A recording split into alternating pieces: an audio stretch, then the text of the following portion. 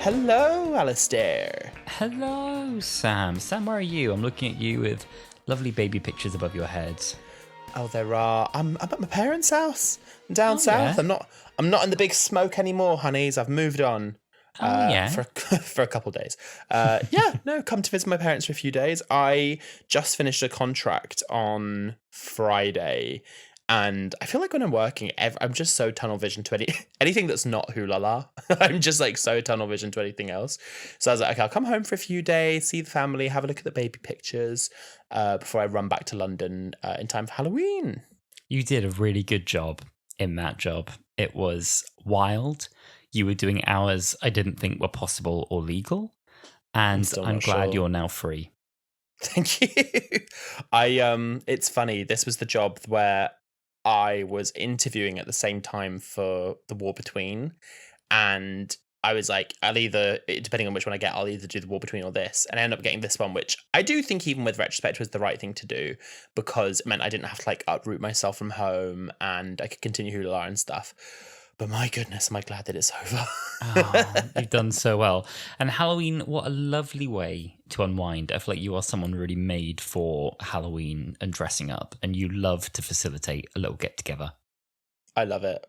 We had a little Halloween party this year. I do an annual Halloween party. I think it's because, anyone who listens to the pod knows that Alistair and I had quite religious upbringings. And I think I've talked to people before about this. I think like it's a gay thing and a religious thing to really like go for Halloween as an adult. So after the worst of the pandemic, I think it was Halloween 2021, I was like, I'm going to throw a little Halloween party. And I think I only had this was even before we were properly hanging out. I think I invited maybe 12 people or something. We had a little Halloween party. And then every year since then, it's got a little bit bigger and a little bit bigger. And I did my other annual one this year. And it was, as you could see, the biggest by far, much to my stress. It was just stress. I do what you do, which is go into host mode, which is that flustered state of making sure that everyone's happy. And just being constant. Is everyone fed? Is everyone watered? Has everyone got a drink? Is there too many people here? Is everyone in? Is someone arrived? Is someone late? And when I found you, I was like, oh, Sam, hi, how are you? And you're like, there's a lot of people in my house. There's a lot of people in my flat. There might be too many people in my flat. But I was sort of speaking to you while you were like head to toe green in body paint. You're green. I am. I did make sure I filmed that TikTok. No, it was honestly fine. I think for some reason, everyone was like congregating in one room. And I was like, okay, everyone, we can disperse. We can be in little groups. And I think once everyone had done that, I was a lot more chill. But it was so much fun. And everyone knows for my Halloween parties that they have to come in costume. I'm like, but you ain't coming in the door unless you're in costume. And yours really tickled me. Nick, I was actually really impressed with yours. He was telling me about it the next day. He was like, I was not expecting him to do that. But it was such a good costume. I think it was bad. I was almost in tears. I was trying to leave the house and I had one idea that I felt was too niche, and so I pulled out. I chickened out, and it was meant to be the Rachel, show me to me, please. That would have Rachel. been so funny. And I should have just filmed it and gone with it. And I had the blonde wig. It looked exactly like her hair. And the only missing part was I wanted to bring a blanket wrapped around me and then wear some Primark pajamas and just turn up in that and just be like, show me to me, Rachel. But I mentioned it to someone else quite close to the event, and they'd been like, oh, yeah, I think I can imagine it. And then I mentioned it to another person and they were like, oh, yeah, I've heard of that. I need to see the meme to get it. And I was like, oh, it's too niche. Oh, no.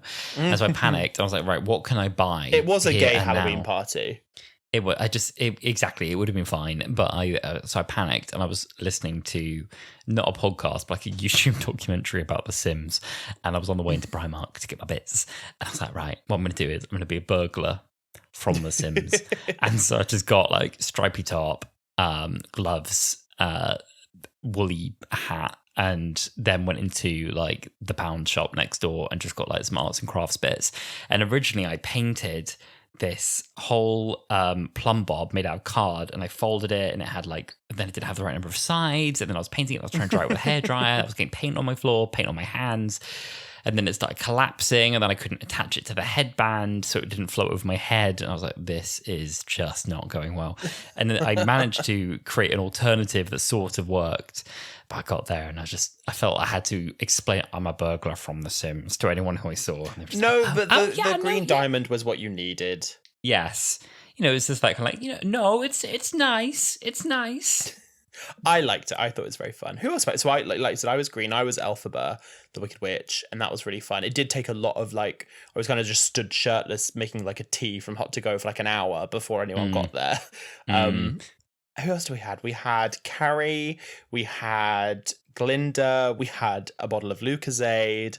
We had a dead bride. We had the guy from The Bear. Someone was the guy from The Bear. Yes, he was very recognizable. He was good. But he didn't think he was. He when I said about it, he was because I thought he was a butcher, and then he was I'm the guy from The Bear. I got it. But I did hear a few people say it. We also had the activator from The Substance.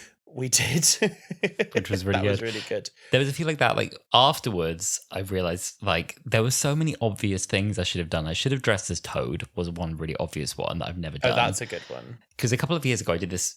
We went to a Gaga concert together for the Chromatica Ball at Tottenham, and at some point during Telephone, I left my body and I started screaming in such a way that I sounded like Toad, and I wasn't trying to be funny. I was just freaking out. And so that did the rounds on TikTok, and it did numbers. And then someone sent me a clip, having seen that, of you were right in front of me. Here's another clip of you on my video. And they sent me that, and you can hear me in the background going, ah! And it sounds like Toad is in the crowd. So I should have been Toad. And then the other one I thought of on the way home, I said to my beloved partner, what if I was a bottle of mayo, but with a Liza Minnelli wig? And I turned up and I went, mayo, mayo. Mayo. Do you know what? I've been looking on Twitter. I've been really enjoying seeing everyone's costumes. Someone dressed as Kristen Wiig, dressed as Liza Minnelli, trying to turn out a lamp. That was so good. I saw one that I literally just showed us before we recorded. That was someone, the Bjork look dressed with the swan around her neck, but it was someone dressed as a human swan with a Bjork around their neck, which I thought was really funny. There's some people that go really fun with their costumes. My favorite one is the Ratatouille one that we saw on TikTok today, where the guy Ratatouille, he takes off his chef's hat, and underneath it is this rat, and it's got a little speaker in there as well, and it's going, and all the sympathy is just a knife, and it's just this flashing blue, green, red lights, a rat, and he just does this whole little dance routine for Sympathy is a Knife with this rat attached to his head. It's just it's excellent. The reveal is so good. He keeps totally straight faced the whole time. Best costume I've seen this year. Yeah, I love it. Loved it's it. So funny. Loved it. It's so silly. Oh, there've been a lot of good costumes, but now I feel the year after Halloween, because this is coming out on Halloween Day. Happy Halloween, everyone! Oh yeah. I didn't really think about this being our Halloween episode. Halloween, trick or treat. Trick or treat. I was talking to someone the other day about how I wish that the Halloween Apocalypse was actually a Halloween episode, because it's not. It's not a Halloween episode. It's an episode set at Halloween, but it's nothing Halloween-y. I wish it was a Halloween episode, but we are leading in towards November, which of course is the anniversary month of Doctor Who. It is. And I'm quite enjoying the way that we've decided to celebrate it this year. I'm enjoying the way we've chosen to celebrate it as well. There's lots to be nostalgic for. I'm nostalgic now for the promo around the 50th. I tweeted from at Wholala Pod the other day, one of the trailers that they did, and it's the one where they had a load of stand-ins and models, and everything's kind of frozen in time, but the camera is moving through all these different shots, and you see Daleks, and you see Elizabeth Sladen, and you see the Third Doctor and the Fourth Doctor, and Jelly Babies, and Clara, and you see David Tennant.png, and you see the Golden Gate Bridge, and it has this brilliant version of the theme that was done by Tins and Strings, I think, and they never released it. Trust me, I looked for about 5 years for it. They never released it. It's so sad. And people were like, "Oh, this was promo," but even that was 11 years ago now. That's mad to me. It is crazy. I remember when that came out and just lost my mind. I think that was the singular thing that got me the most excited for the 50th. And I remember seeing all the set photos at the time, because everyone still thought Rose was going to be in it, as Rose, and John Smith made that fake trailer for it, and it just, oh my god, it was the hype around that, because the hype around the 60th I think was it was intense, but it's because it's a bit like what you were saying the other day about spoilers. Like, we all knew what was coming and we'd seen so much that we were all just excited to see it. Whereas with the 50th, I feel like we knew so little that people were just kind of making stuff up and being like, Yes. I think this is going to happen, I think this. And it's like a different kind of excitement for it. So it was very made up. You're right. The John Smith trailers were such a core part of it. The fake trailers were everything. And then he did breakdowns of like how I made these. And I think culturally as well, it came right off the back of the 2012 Olympics, which was such like in the opening and closing ceremonies, particularly a celebration of British culture, which oddly didn't have a lot in it from Doctor Who at all, apart from I think a TARDIS sound during one scene I think that was in the opening ceremony, which was really weird how little Doctor Who there was in that. But I guess it had this huge moment then a year after at a point where it felt like quite a big moment, even for very casual fans. I guess it wasn't that long after the DT era had ended and the TV landscape was very different. But Yeah, no, it was a real moment. I feel a lot of nostalgia around the 50th, and I'm sure that, I mean, to be fair, I still do about the 60th. It was such an era, and like we were saying, it was just so, November last year was, Doctor Who was just like our life for the entire month. It was. And I remember they hadn't announced when the release dates were going to be until only a few weeks before. And I remember your partner being like, oh, I know November's going to be your month of Doctor Who, but, you know, my birthday's in December, so, well, you know, at least December will be my month. And then they announced that like 2 of the 3 specials were airing in December, and you were like, actually 3 of them, and you were like, oh, girl, good luck. Bad news. That was super unfortunate. Nothing about their release schedule pleased me. I was like, oh, they're going to start it in October and end it on the 23rd of November, and they didn't do that at all. They didn't. They did not. But no, yes, today, what are we doing today, Sam? Well, today we're kicking off our celebrations in October. We are kicking ours off in October. Yes. And we thought it'd be fun, because I think this all came from me saying I really wanted to watch The 5 Doctors. And you were like, well, to give us some context for that, let's watch one episode from each of the Doctors preceding that and then end on it. And it kind of ends, I think we're going to release that episode on the 28th of November. So it'll be like just after the actual anniversary date, but like around then. And I'm so excited to do that. The episode we're talking about today, which if you haven't checked by the title, is An Unearthly Child. I have seen a few times before. I believe you've done the same. And we've decided we're only going to talk about the first part, which I actually don't feel too bad about, because the next week's one I think has actually got a different name, because with classic episodes they used to be like, the Caves of Androzani part 1, part 2, part 3, but I think because this is so early in Doctor Who, they were experimenting with, even in one story, each episode having its own title, because the next episode is called The Cave of Skulls, so we're only talking about part 1 of this story, but technically it is The Only Unearthly Child. Yeah, I sometimes see it listed as like The Unearthly Child part 1, 2, 3, 4. Sometimes I then see it, yes, as The Cave of Skulls, The Forest of Fear, and The Firemaker are 1, 2, 3. And are you aware of the unaired pilot episode as well? I am. Do you know what? I debated saying that we should watch that instead, but maybe that's another Wholala episode down the line. It's not too. I have watched. Have you seen it before? The unaired pilot. I've seen the comparison of some scenes, and that it's essentially the same story in the same order.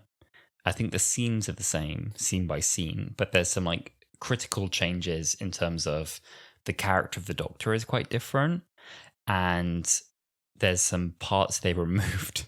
There's one part with Susan that they cut because they were just like, what is she doing in this scene? And instead of her sort of reading about the French Revolution and going, well, that's not right, instead she sort of starts doing this like ink print, and she opens it up and then starts like hurriedly drawing a hexagon, and then she suddenly like looks off into the middle distance and goes, and it's never referred back to. It doesn't mean anything. It's just her being quirky and weird, and so much so that I think at the Beeb they were like, so wait, so what is she doing there? And they're like, oh, we don't know. We don't know what she's doing. Oh, okay, we'll get rid of that. I think Sidney Newman was like, cut that. And they're like, all right. We are changing that. No, I mean, that's basically what it is. It's the same story, but with like key character changes. I think, yeah, Susan's weird and uncomfortable. The Doctor's a lot more abrasive.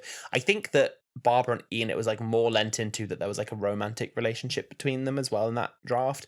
And also there were just quite a few mistakes as well. Like I think they kept like bumping the camera into stuff. My God.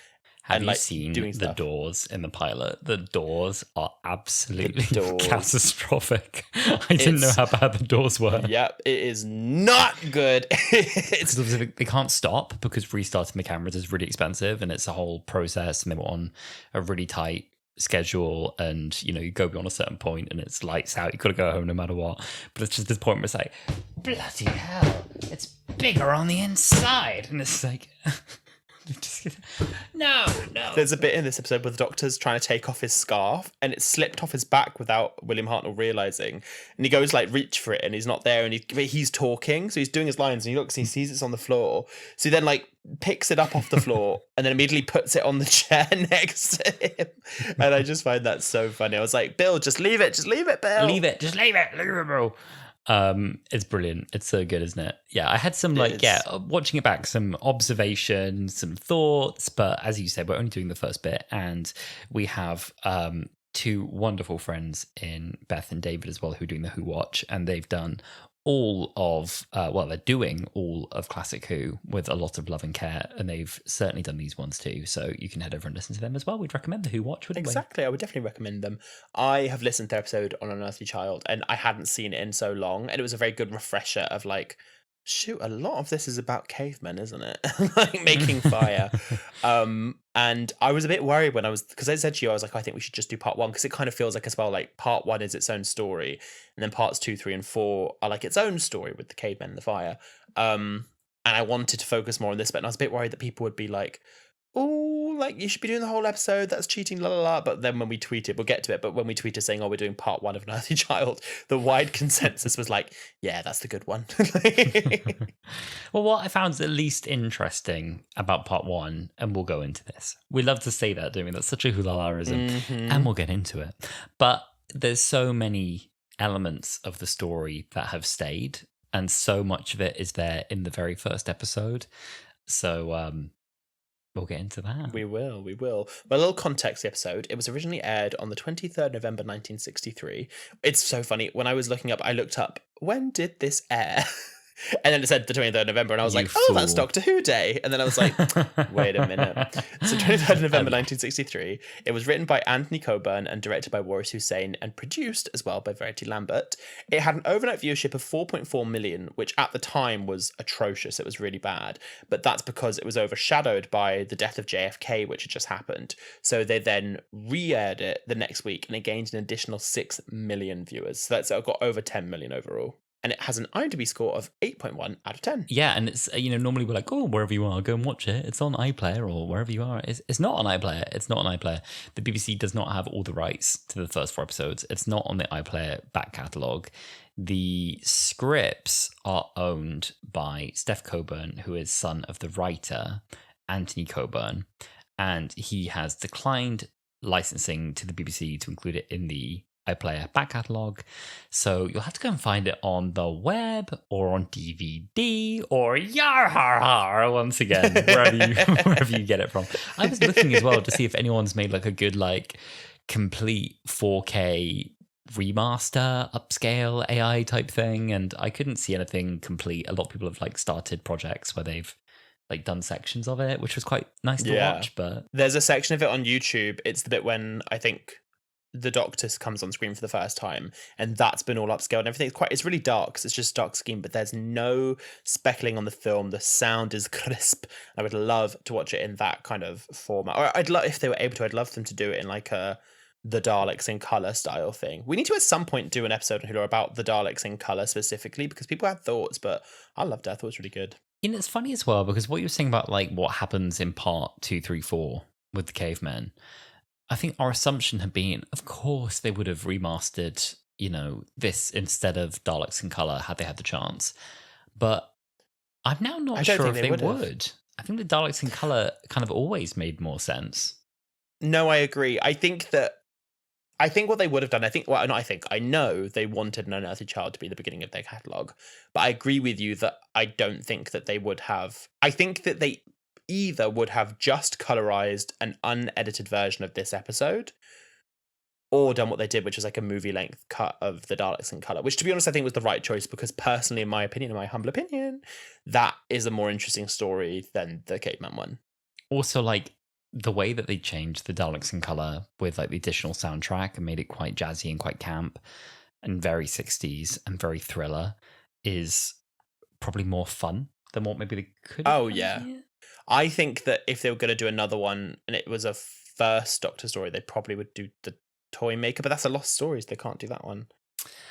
Oh, dear. Well, I probably shouldn't get too into the Steph Coburn drama, but there's loads on YouTube, Reddit, x.com, if you'd like to search and find out what happened there. Exactly. But as Alice was saying, you have to scrounge the web to try and find a copy of it or dust off your DVD. But if you'd like a recap of this story, here is a recap of the... But if you would like a recap, here is a recap of the story. We're introduced to Susan Foreman, a seemingly ordinary teenager with an unusual mind. Susan is an exceptional student whose intelligence often confounds her teachers, Ian Chesterton and Barbara Wright, at Coal Hill School in London. While Susan is remarkably perceptive and well-versed in subjects well beyond her years, her loose grasp on everyday life and conventional knowledge can seem just as puzzling. Concerned by her odd behaviour, uncanny intellect, and the mysteries surrounding her home life, Ian and Barbara decide to follow her home to uncover the truth. Their curiosity leads them to a foggy, eerie junkyard at 76 Totters Lane, where they find Susan entering an old police box. But what looks like an ordinary police box is no such thing. Inside, they discover a strange, cavernous interior with futuristic controls and strange humming sounds. Before then, they meet the Doctor, an old man with a prickly demeanour and a wary gaze. Susan's grandfather guards the police box, who he knows as the TARDIS, with fierce protectiveness. The Doctor is cryptic, reluctant to explain who he and Susan truly are or how the TARDIS works, beyond hinting that it's capable of traversing time and space. Despite the Doctor's resistance, Ian and Barbara insist on answers. Tensions rise as they try to understand what they've stumbled upon, and the Doctor, determined to protect his and Susan's secrets, take drastic action. In an instant, the TARDIS roars to life, flinging them all back through time to prehistoric Earth. As the shadow falls across the TARDIS, the credits roll.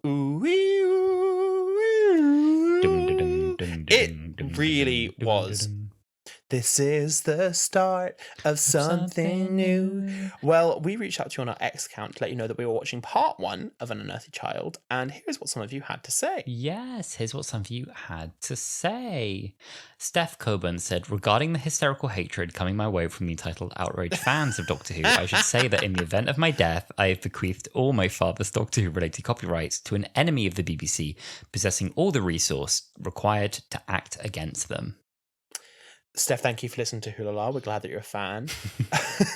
It just can't, like that.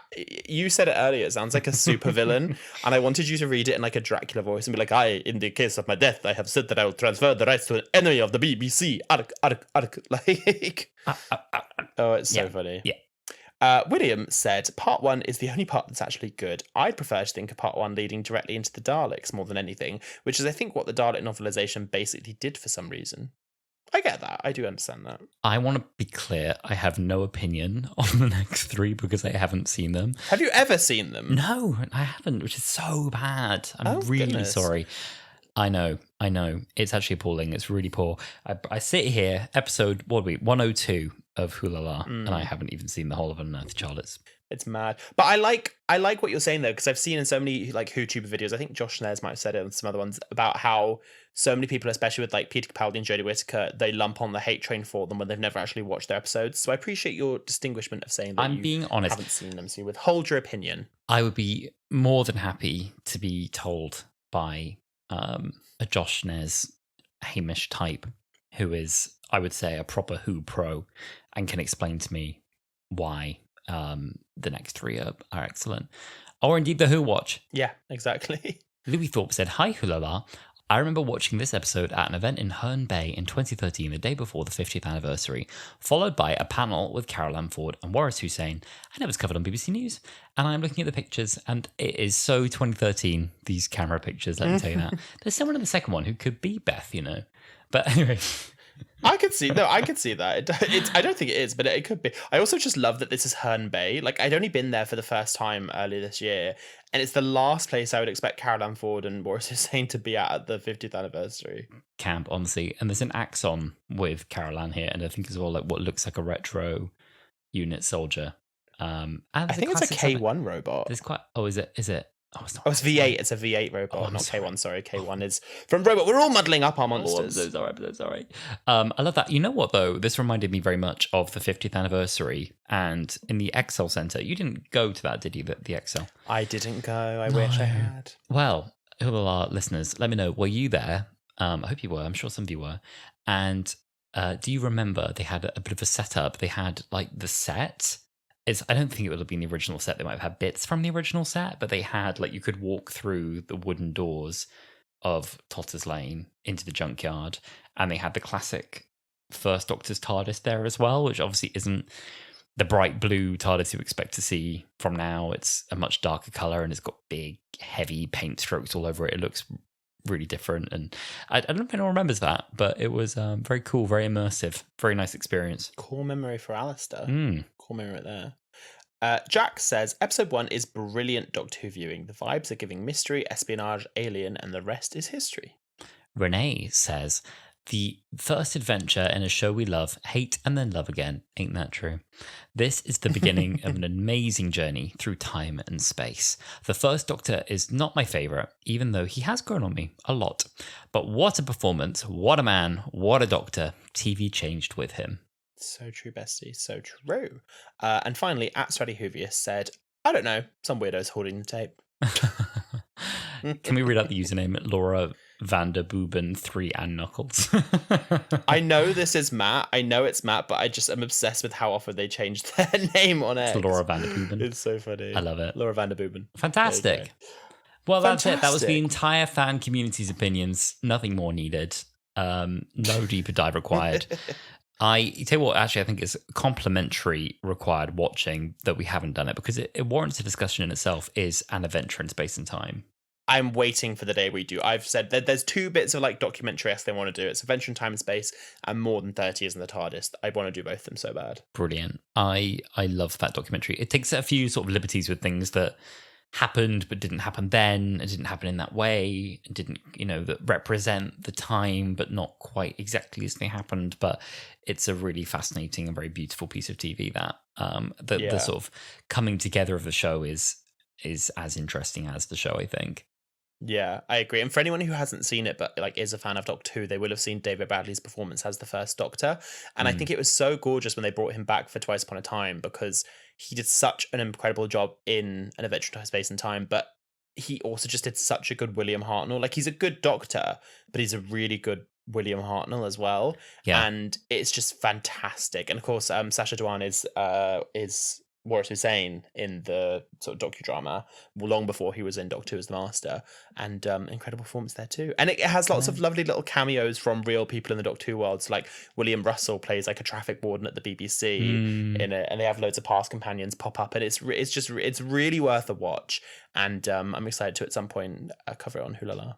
We will get to it. I'm sure we will. It's funny, actually, what you just said as well about David Bradley playing the First Doctor, because I've been watching all of Andor, which, by the way, guys, if you haven't seen it, honestly, 10 out of 10 television. Like, I'm now convinced, honestly, truly, genuinely, that it is, I think, one of the best, if not the best, pieces of TV I've ever seen. I say this on my Doctor Who podcast.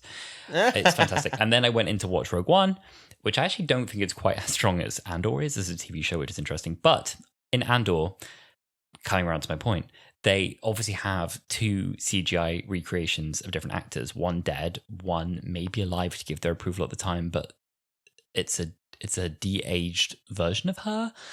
And wait, is that in Andor? That's Rogue One, isn't it? In Rogue One, sorry, yes. I was like, in Andor? Yes, and then it's happened again, like in Alien Romulus. They've done another kind of, resurrection, or some people call it like a zombification of an actor who's passed away.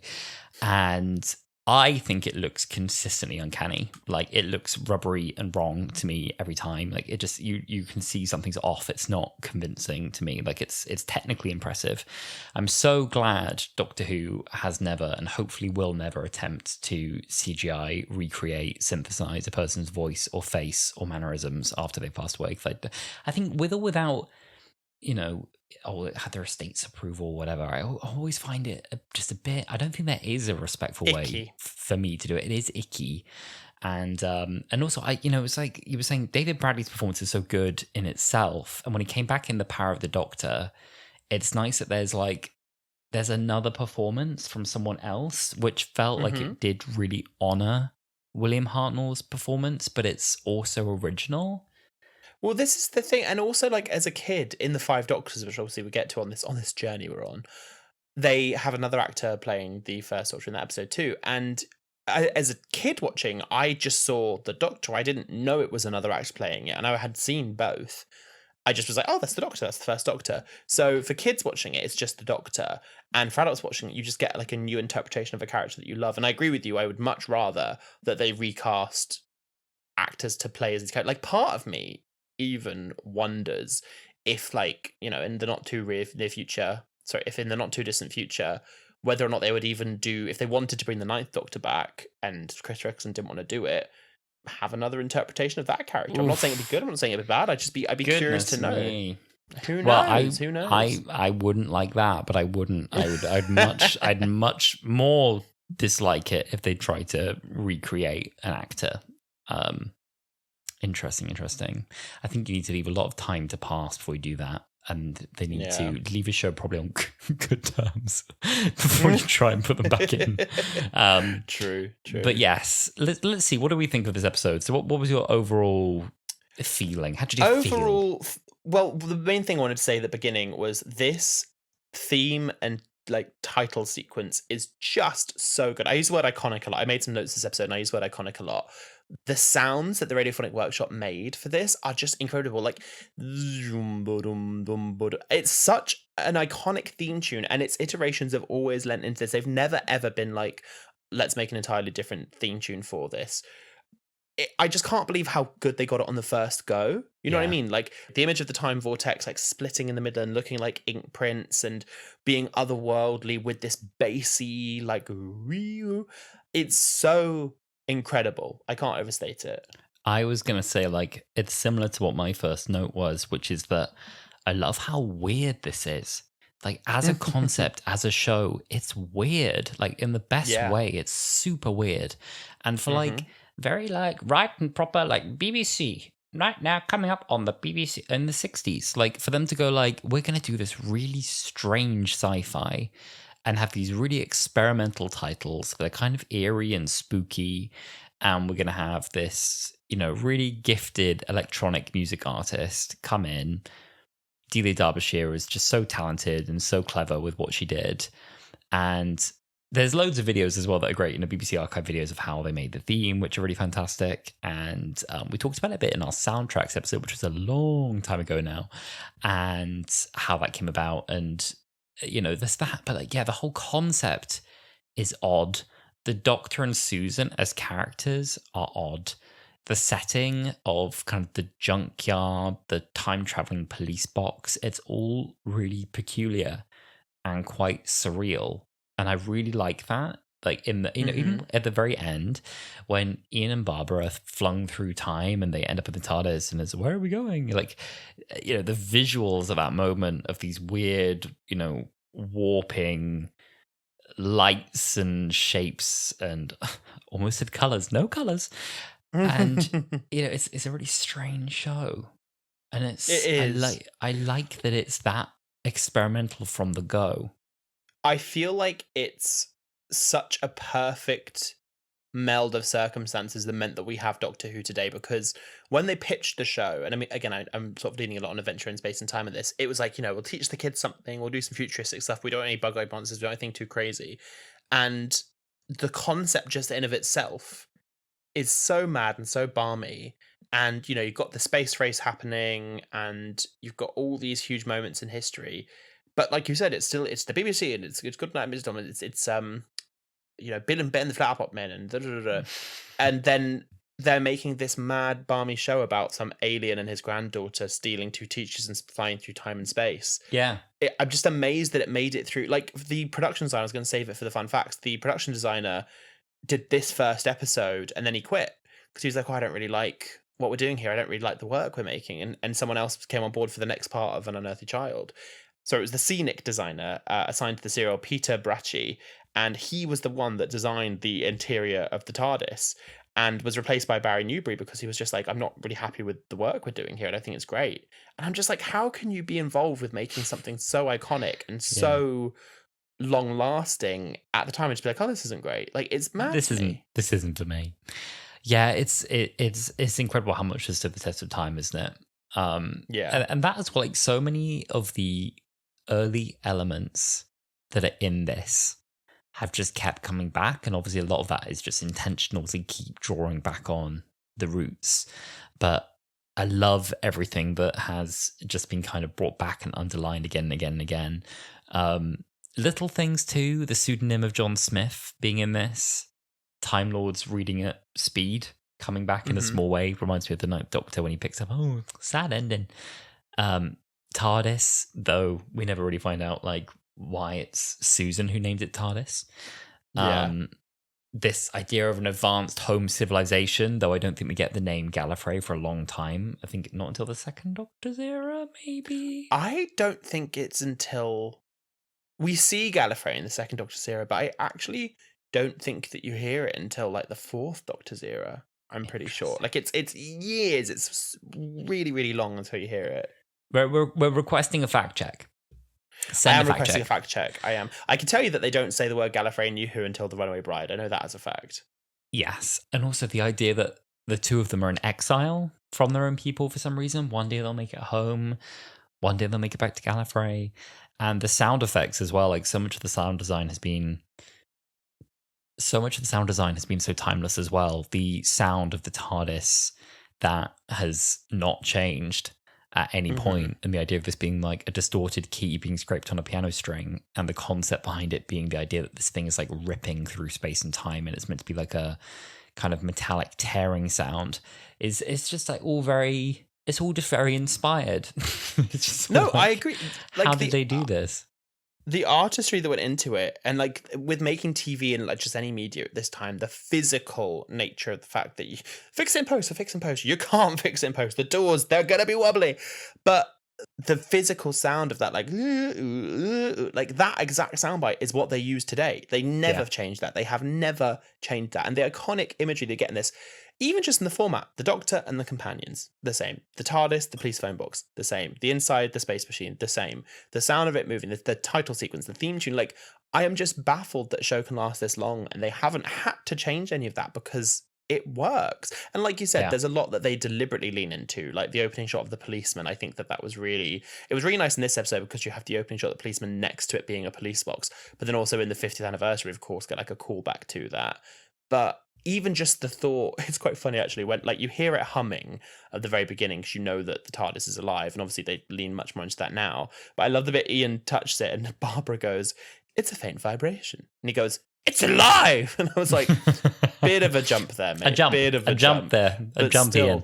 Not wrong, but not wrong. Ian touching anything electrical. It's alive! It was the 60s. But yeah, it's so good. It just really stands the test of time. Did we ever find out why the Doctor sent Susan to school in the 1960s? I understand that she maybe wanted to have an ordinary life or experience a human life, and that she liked this time and that she found this fascinating. I don't know if there was a reason she needed to be in school. I was also kind of thinking throughout this, like, if she's so advanced and so ahead of this, and she's kind of just getting bothered that everyone's science and history is wrong, there's not much point being there. Do you know what? Doctor Who in one hand, the Twilight Saga in the other. Why are these kids at school? Why are they at school? I mean, I'm sure there's a reason given at some point. I think, but the main thing is she enjoys it. But what I'm more interested in, which I don't really know that they ever really go into, is why they're in exile. I know they stole the TARDIS and ran away, and I'm guessing that the exile is because they stole the TARDIS. But specifically with Susan, because the Doctor, that line about being exiled, it's really, really good. I actually wrote it down. He says, "Have you ever thought about what it's like to be wanderers in the fourth dimension? Have you? To be exiles? Susan and I are cut off from our own planet without friends or protection. But one day we shall get back. Yes, one day." And I don't really know why they're in exile, what they're running from, because they lean into the fact that like something horrific's happened, like Susan saying to him, "I would rather leave you and the TARDIS than leave the 20th century and go back to wherever they're from, or to just move on." it leads to me that they originally had this story idea that something horrible had happened, like they like refugees almost, but they've been exiled from their land. And it's almost like you could imagine there having been a time war before this, like the way that they're acting and Susan being so anchored to Earth. So I don't know that we ever do find out why she's in school, but it does make me wonder. I feel like the seeds there were sown for her independence from the Doctor right from here to like eventually when she does leave the Doctor. It does raise this whole bigger question, doesn't it, that we never have answered about what happened to the Doctor's family on Gallifrey and why they decided to leave. And we get kind of the Moffat-y versions later about, I ran because I was scared, I ran because of the hybrid, and then we get kind of, I've run 2 things. I want to see more. I want to, explore the universe, even though I'm not supposed to do that. So we never know. But you're right. It's written as if it's kind of like we're kind of homeless and moving from place to place to place. And every time we get found, we have to move again. And this is the longest we've been anywhere. The recognizable elements are, I guess, that he runs or wants to run and is always hopping from A to B. And also that he is deceptive, or the Doctor lies, both to Ian and Barbara, and about what the TARDIS is. Yeah, I'm just talking about the characterizations. I've got one line here that says, the Doctor definitely seems like a creepy old man. And then the other one says, Susan's a bit of a fucking weirdo. I did write a little line that says, it's when she says, I enjoy walking through the dark. It's mysterious. I'm like, if I was a teacher, I'd be like, are you quite all right? But the Doctor here does seem like such a creepy old man. He's also, and this is just a 60s thing, he's really sexist and like microaggressions. And I don't know whether it's intentional for the character or if it's just, I think it is intentional for the character because I love Ian, I'll talk about them for a second. I love Ian and Barbara so much, and they're such peers and they see each other such on the same level. And Barbara, if anything, she's shown to be like the competent one, and Ian's a little bit more like slapdash and come on. But I love the banter they have. I love the back and forth. But the Doctor, there's a bit in here which I just thought was an interesting note on sexism in the 60s and whether or not it was intentional. That I find that interesting, where Barbara's saying, oh, we heard Susan. And the Doctor just goes, you imagined it, but like specifically to her. And she goes, no, I didn't. And then he kind of takes Ian's arm and he goes, young boy, and carries on talking to Ian and like ignoring that Barbara had spoken. Right. And I thought that was like an interest. I'm not sure whether that was an intentional point of sexism, which I think it probably was just because of how Ian's written, or whether that was just like TV in the 60s. Right. Like I can't work with you. You're unreasonable. So let me gaslight. I guess he probably is also like, I need to get rid of you guys in whatever way I have to get rid of you. So yeah, if that's exactly. by being sexist and calling you crazy, that's what I'm going to do. I'm going to gaslight you. The Doctor is a really scary menace in this. It's very the most comparable New Who Doctor performance that comes to mind is in Journey to the Centre of the TARDIS, where Clara is somewhere inside the TARDIS and lost, and those 2 or 3 guys come into the TARDIS thinking they're going to have the whole of a lifetime, and the Doctor is like, locks them in and is like, my ship, my rules, and convinces them that there's a countdown or the ship self-destructs, may have half an hour to live. And he goes scary mode. He goes like scary Doctor mode. And I felt the first Doctor is just like scary Doctor the whole way through this, and is indeed, frankly, a safeguarding risk. As in, Susan also seems quite scared of him, like is pleading with him at points, like, please, no, they're just my teachers, they're nice people. And he's like, I don't know, I don't want to have to. Because the way, like, it's also quite menacing because it's not clear what his alternative is when he's like, I can't let them go. And in any other context, you'd be like, oh my God, he's going to kill them. Because what else is he going to do with them? He's not like, I'm going to have to make them my new companions. Like, it's not obvious what his alternative plan is, if not to let them go.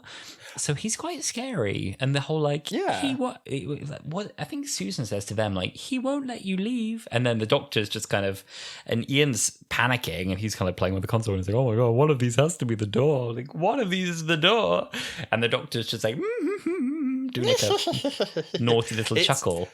Naughty, creepy little man. It's so weird. I always wonder why he doesn't let them leave. I do understand, like, oh, they'll tell everyone about us, but like, they would just leave. They just go somewhere else. Like, and his solution is just to leave anyway. So I'm just always so baffled, and I'm glad that he didn't, because it's what's really nice when you see this story continue is something that they have kind of lent on as well in New Who, in that the companions, the reason the Doctor travels with companions is because they better him. Like, he learns from them. And I don't know whether that was the intent in this episode or not, but that certainly is a story that becomes apparent as you go on through Ian and Barbara's sort of tenure in Doctor Who.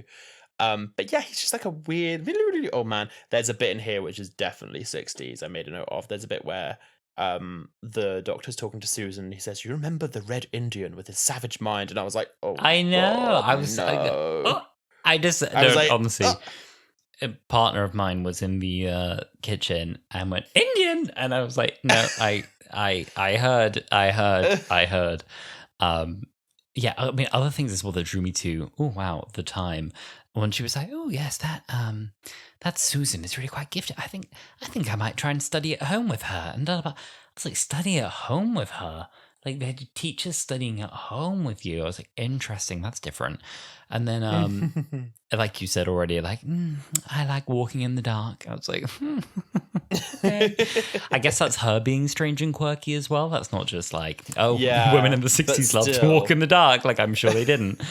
When Ian's essentially saying, she doesn't know how many shillings are in a pound. I was thinking that system was diabolical. Like, she was trying to enlighten you with the decimal system. The shilling system is absolutely diabolical. It really is. I had a fun fact, but I'll put it in here. It's that Susan says obviously that Britain hadn't entered the decimal system yet, and Britain would decimalize the pound in February 1971 after a few years of prep. And then here it says, amusingly, at the time the serial aired, pretty much all the rest of the Commonwealth had already decimalised, like South Africa, or was in the process of doing so, like Australia and New Zealand. So we really were far behind. So like the jokes of her being like, oh, you're not in the decimal system, blah, blah, blah. At the time, the viewers would have been like, oh, that's funny, we're not in the decimal system, we use pounds and shillings.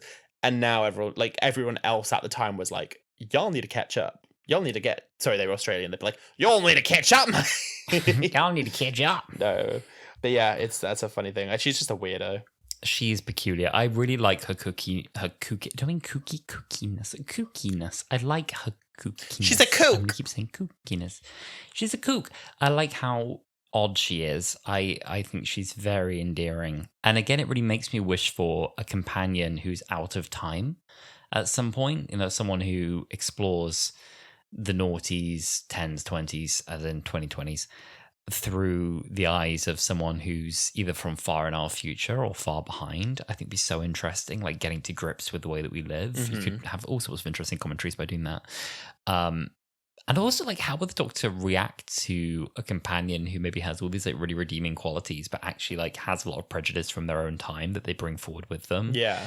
That they have to kind of like unlearn a bit. Well, what's funny as you say that is the reason the whole quote about the Indian that came up is that the Doctor's trying to say, oh, I'm so far ahead and you will come here with your prejudice and I'm coming. Like, the bit of dialogue there is him literally saying, like, oh, I come to these times with my knowledge from my planet and you're all so far behind. And it's so funny now watching this to today's end because that dialogue in itself is so archaic and it kind of leans, obviously not with the intention of the time, it leans into the Doctor really not being as clever as he thinks he is and as smart as he thinks he is or witty as he thinks he is. And I just think that with retrospect is quite interesting.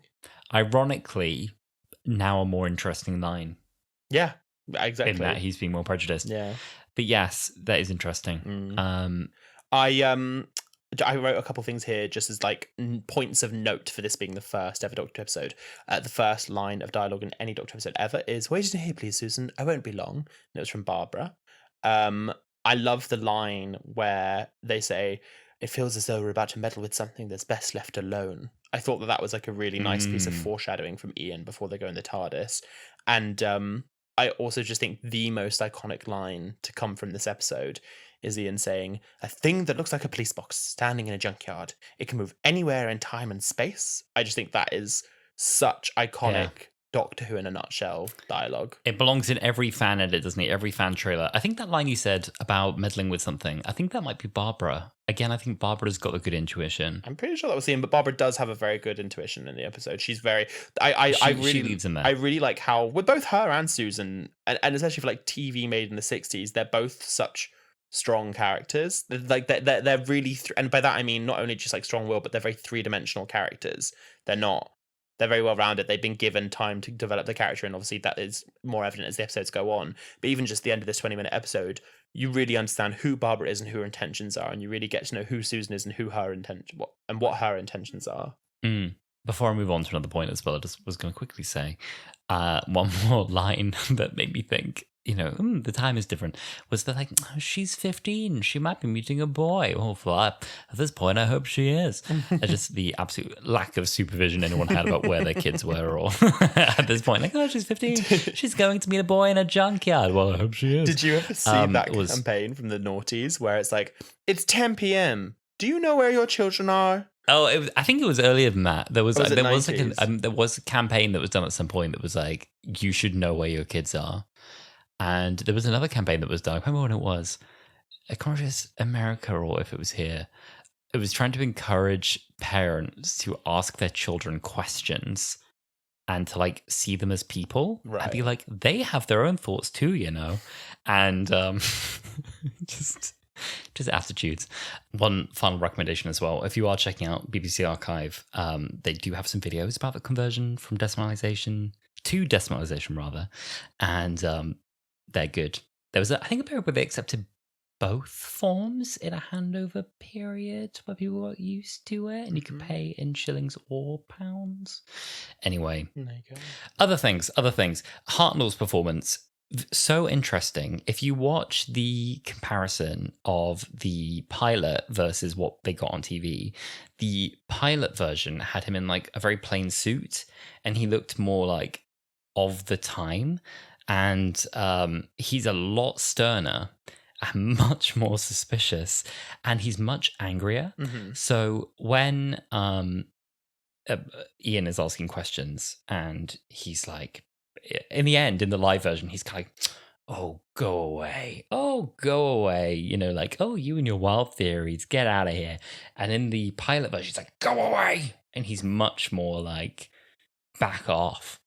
And he's pretty freaky. He's pretty, he's like very much got a sinister streak to him in that one. He's a lot meaner. In this version, I think that Yes, he's meaner. Yeah. He's creepy and mysterious, and you just don't really get him. He's eccentric in this one. And he's eccentric, yeah. And I think that's the point. It's Doctor Who. You're not meant to really know who he is. Whereas in the other one, I think he's just like harder and meaner. And I don't think I'm glad that they adjusted that, because that wasn't necessarily the angle that would have served the character the best. And yeah, I definitely think that they made right decisions with the refilming. This one, I agree. This one as well, he feels a bit more grandfatherly as well, from costume to demeanor. It definitely feels a bit more like, oh, he's my silly old magician grandfather who lives in a box, rather than this is my slightly scary captor who has an arrangement of some kind that should be reported. Exactly. Absolutely. Yeah. But Hartnell's performance is really interesting. I think I hadn't realised until now how similar it is to the Fourth Doctor. And there's bits of it that I'm sure Tom Baker was leaning back on, but there's a lot of it little and little like, and there's little flares in it. I don't know how you describe any of that. Yeah, that feel very similar. No, I really enjoy though, like the First Doctor's like little you do something that reminds me of it's a weird comparison, but like in the original trilogy in the 70s and 80s of Star Wars, like Puppet Yoda, he's quite like, like he's got like a goblinness about him. Yeah. He's got exactly that. Like that is how like the First Doctor behaves. He's very, I guess ironically as well, because we start with the Doctors with like, what appears to be one of the oldest first in the Doctor's lifespan.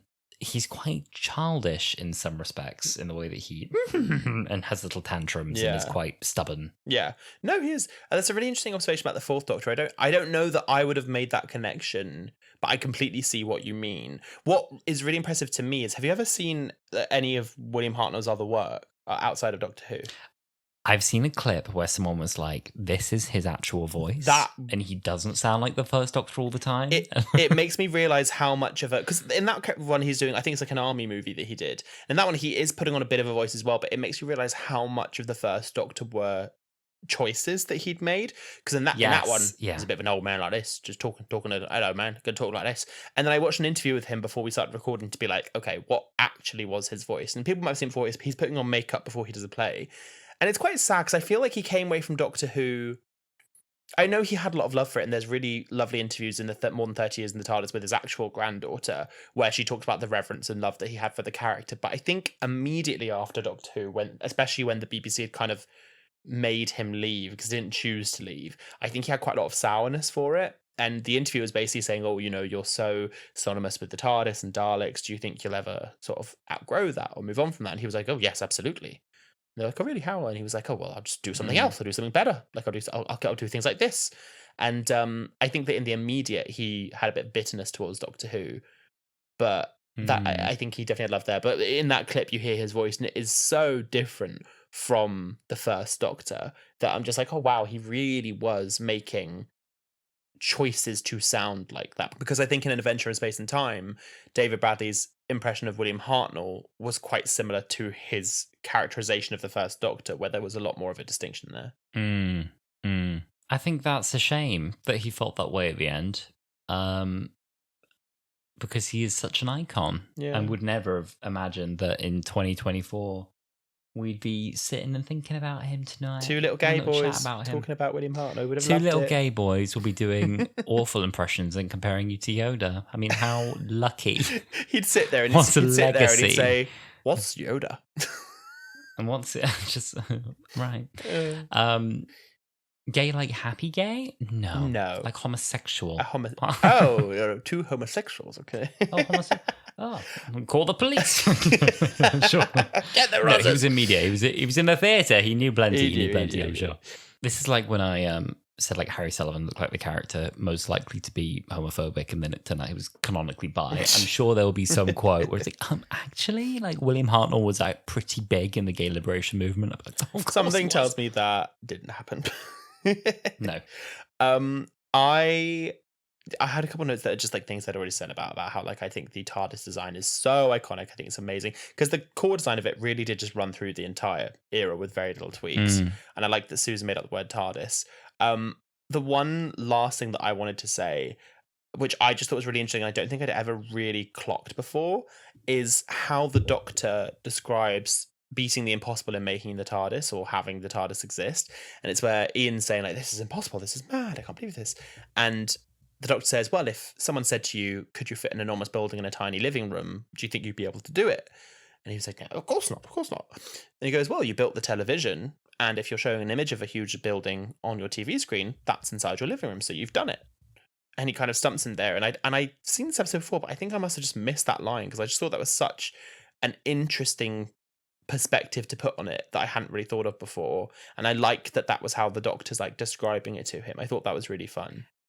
That was a good one where he's projecting the image into a smaller space is kind of how he's describing it.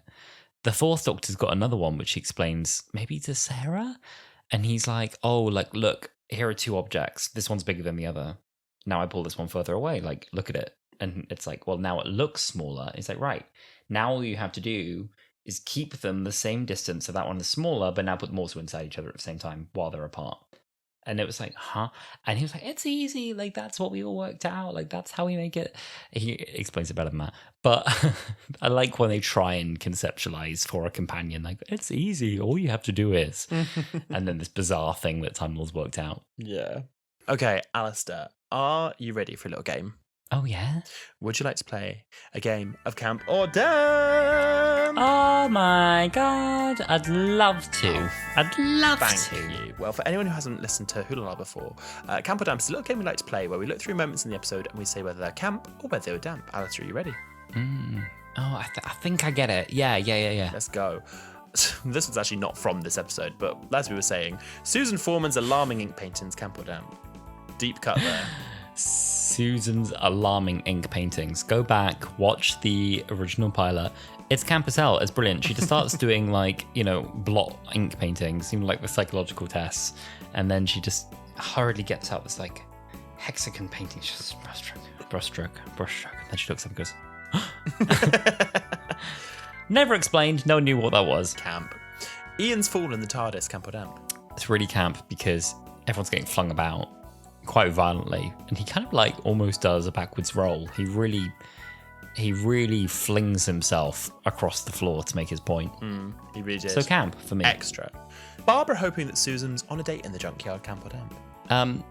Damp, a failure in safeguarding. I'm glad they followed up on her home situation. A shame that she would have been fine with her meeting another boy in the junkyard, in the dark, in the smog, in London in the 60s. Damp from you, Barbara. You've let me down. You've let me down, Barbs. And finally, the Doctor dropping his scarf, camp or damp? Camp, and I think his whole attention to the outfit and feeling around for the scarf and realizing the scarf is on the floor and just being much more interested in that than what anyone's saying to him is very camp. I love that, we have the fourth Doctor scarf, but this scarf is the original, you might say. Well, I've also got a couple of fun facts for you about the episode. Now, this is interesting because these fun facts, it's not so much, they're almost like interesting facts because this episode's so long ago and there's so much history to it that like I was getting some facts to this and I was like, this is actually really interesting, more so than it is fun.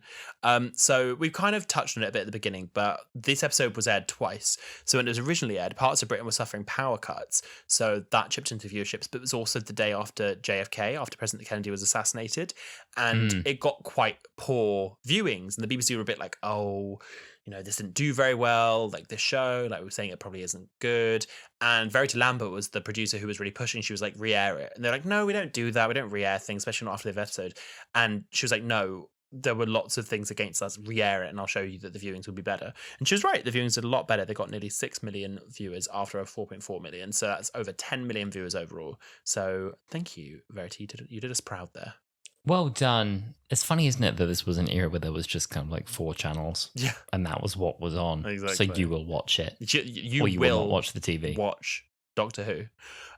Susan's iconic striped top actually belonged to Carol Ann Ford. It was part of an alternative costume that she suggested for the character after it would abandon a more adult futuristic look, which she wore in the unaired pilot, because originally the outfit was like black leggings and boots, and they were then considered a bit too sexy for like a schoolgirl. So instead she wore jeans and a personal stripy jumper that she owned, and she would later wear the striped top again in the Great St. Trinian's train robbery in 1966.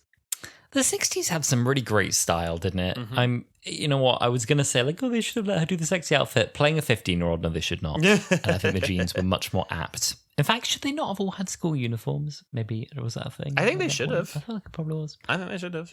Susan in this episode is reading a book about the French Revolution, and in the final serial of this season, The Reign of Terror, they actually end up going to revolutionary France. So I wonder if that was like a deliberate bookend that they decided to do.